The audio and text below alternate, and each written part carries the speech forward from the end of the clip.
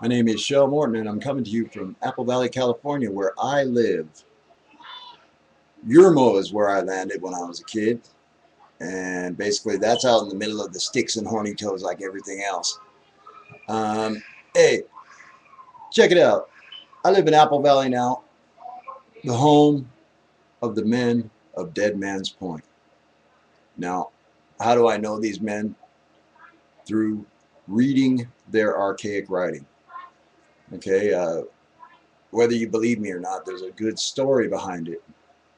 It's a love story, a tragedy, and most of all, with a bitter end. Um, I'm not going to tell you about it, but I will tell you a couple of things.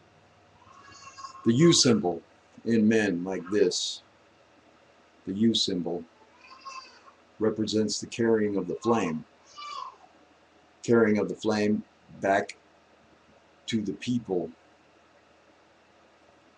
It also represents the carrying of one's lineage.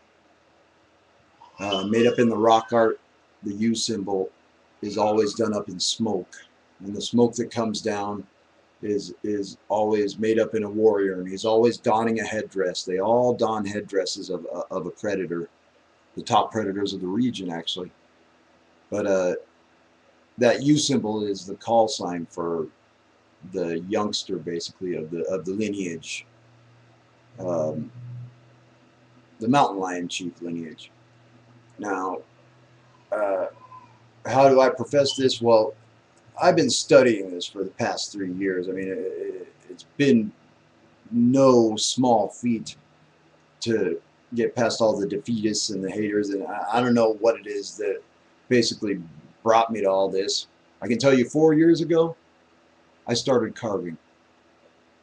3 years ago, I stepped on the back of a rattlesnake walking down High Road. Just so happens to be where the home of the coyote was, 3 miles as the crow flies south. Um, and I don't know if that bought me a second lease on life, or if maybe just started looking. You know what I mean? But this is what I've come to is basically Native American archaic idolatry. Uh, yes, it is pentagrams and goats' heads and rams' heads and deer's heads and everything that Mama warned about. The Native Americans are basically that and more. Okay, now back to the U symbol. Let me tell you about something else about the U symbol. Now, in the rock art, I've studied over 250 different writings for the first year and a half before I got most of the story down. And the rest of it actually came from Sam Hunter, his work out in Yermo at the petroglyphs.